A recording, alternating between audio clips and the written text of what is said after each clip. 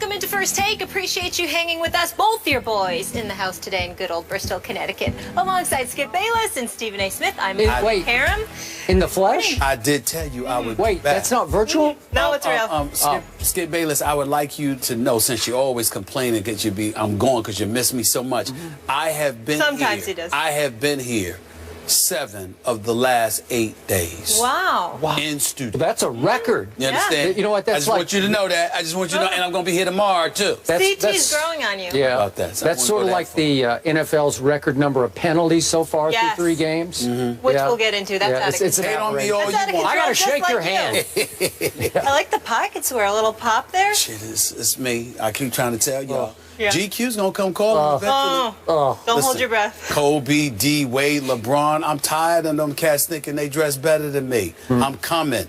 This is just now. Wait till you see the upgrade of the wardrobe come NBA season. I'm just warning y'all. I'm just warning y'all.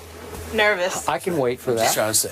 Just trying to say. All right, let's work, guys. Coming up, NFL power rankings are out, and Skip has a big problem with one of them. We'll get into that. And the Steelers, unfortunately, without Big Ben. So what should we expect from Michael Vick moving forward? Obviously, they play Thursday night. But first, yesterday, we discussed Derrick Rose's comments at Media Day, and now he is back in the news. Unfortunately, due to injury, Rose was struck in the face by an elbow during Tuesday's practice. He was taken by the Bulls medical staff to Rush University Medical Center for testing and evaluation, which determined he sustained a left orbital fracture. After consultation with several specialists, it has been determined that he will require a surgical procedure, which will take place tomorrow at Rush. Now, after the procedure, a timetable for return to play will be determined. Stephen A., what is your reaction to all this? The man's been in the news all week. Skip Bayless, I am not laughing in any way because this man is injured, because I think the NBA is great when Derrick Rose is healthy and therefore great. Please don't get me wrong. Remember last year, he was my candidate for either comeback player of the year or league MVP or both because of what I knew he could bring.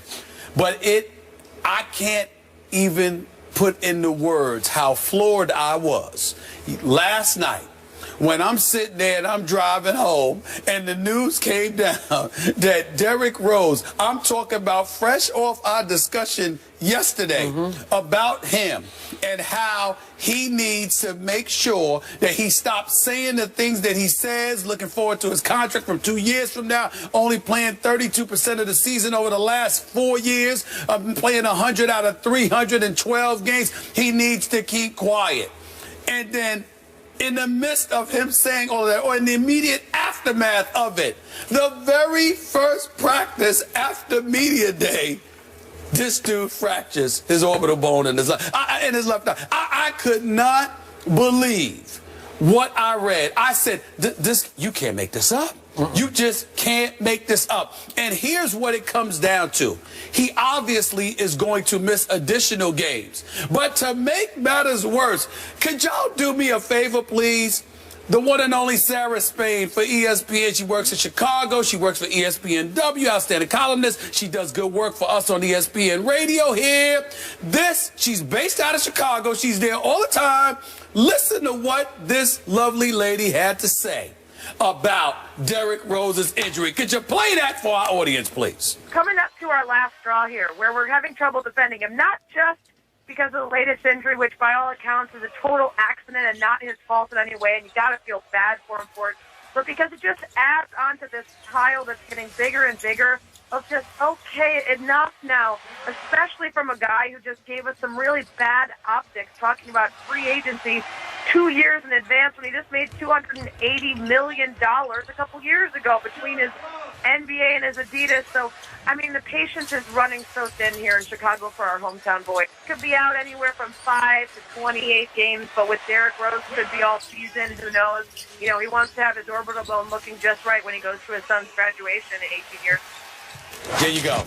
Because that last line was all I was looking for. They didn't need to play the tape that long, but that's beside the point. I was just looking for the last. You should have instructed them better. I did instruct them, but that's okay. I didn't know that was coming. That was a nice surprise. I was looking for the last line. And the last line is what she said best. It could be anywhere from 5 to 28 games, but with Derrick Rose, it could be the entire season because obviously he wanted to make sure his eye's okay for his son's graduation 18 years from now. That was Sarah Spain saying that.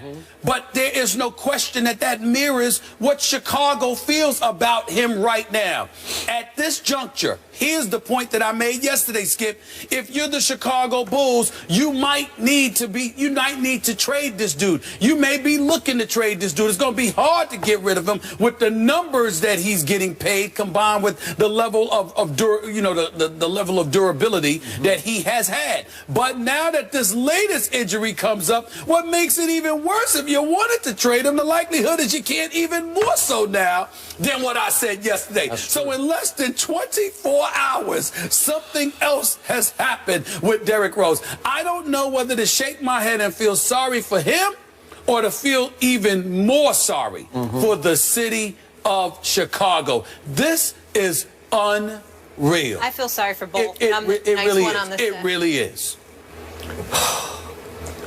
I'm so with you on this, because when I heard this yesterday, my first thought was this would make a good Saturday Night Live routine, right? That if they wanted to skewer this, parody this, that's how they would do it, right? It's almost like a good bad story in the like a fictional story in The Onion, you know, that something that would be sarcastically done.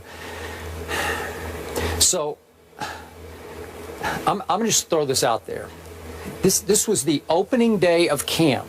Just a drill. Of camp. Not the season. Okay, this is just something. You're doing your first drills of the year, okay?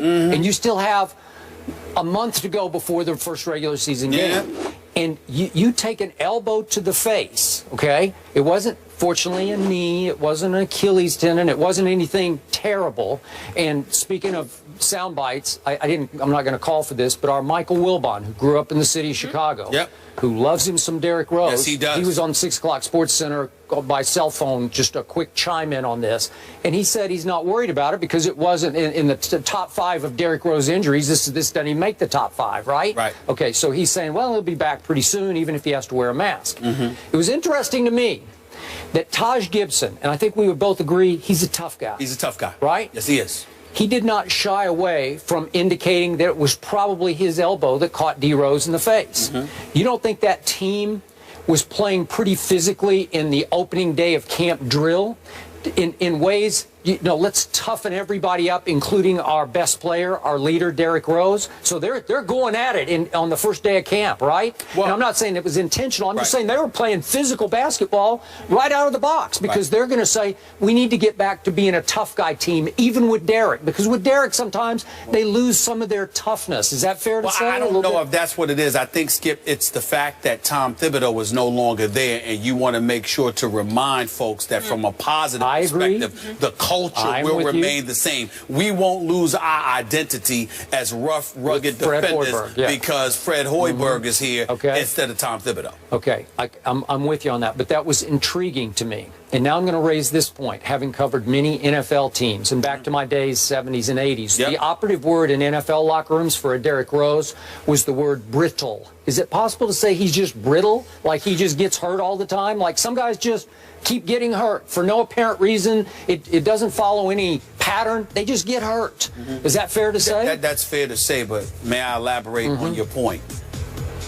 People, as much as they don't like the fact that he's brittle because they want to see him out there playing, that is not what's feeding the swelling level of animosity. The swelling level of animosity aimed in Derrick Rose's direction is due in large part to his comments being so ultra concerned about his finances. And Mike Golick on Mike and Mike this morning made a very valid point when he highlights how every player is concerned about their money. But he also alluded to the fact that there's nothing wrong with it. You just shouldn't say it. I'm going to go a step further. I don't know a player that is not concerned about their money. He's absolutely right about that. But I also know many players who are equally concerned about their playing ability and their level of production as opposed to just their money. And in the case of Derrick Rose, because of what he continues to allude to while under contract, while getting paid, knowing that he's only played 32% of the games, which means he's only fulfilled 32% of his responsibilities, the fact that he can come out and say what he says, and then the injuries continue to pile up. No one is having sympathy for him anymore. They're just saying, here we go again, because he seems perfectly content with being focused on getting his money as opposed to being focused on playing. That's the impression. Okay.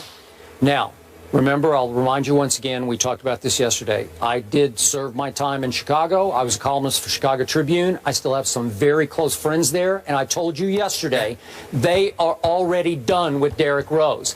When I talked to them yesterday about this story, they just shrug and say, what else is new? What, like this is business as usual for the Chicago Bulls. They've already cut bait emotionally with Derrick Rose, their native son, the guy who grew up in Chicago. Right.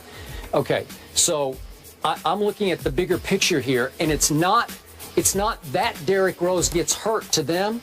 It's how long it takes him to come back from all these injuries, because they think he's using them as a crutch, so to speak, to take even more time off where he just doesn't have to live up to his contract because he's got a free pass because he's had a meniscus surgery. And I've told you this 100 times on the show. I've had 3 meniscus surgeries. They're arthroscopic.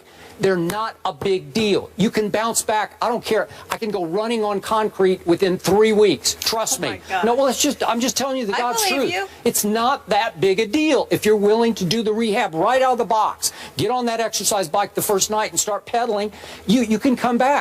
And for Derrick Rose to say, I don't know, I need 3 or 4 more months, you know, it's bogus. I'm not buying it. So now the scrutiny and the pressure is going to be extreme on Derrick Rose, because on October 27th, they play the Cleveland Cavaliers at the house that Michael Jordan built as a home game. Their home opener is against LeBron James, Cleveland Cavaliers.